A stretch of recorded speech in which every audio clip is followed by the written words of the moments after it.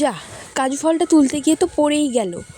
চলো ঘুরে গিয়ে সেটাকে তুলে নিয়ে আসি, আর বাকি গাছে যতগুলো পাকা ফল আছে সবগুলোকে আজকে তুলবো। প্রত্যেক দিনই গাছ থেকে 10টা-15টা করে পাকা কাজু ফল আমরা তুলি। গাছ থেকে প্রত্যেক দিন কত কত ফল আমরা তুলি সেটা আজ তোমরা দেখো। যতগুলি পাকা ফল আছে আজকে সবগুলো তুলবো, আর সেই পাকা ফল থেকে কিভাবে আমরা কাজুকে আলাদা করি সেটাও আজ তোমাদেরকে দেখাবো। চলো সবকটি ফল তুলে নিয়ে গিয়ে বাড়ি যাই।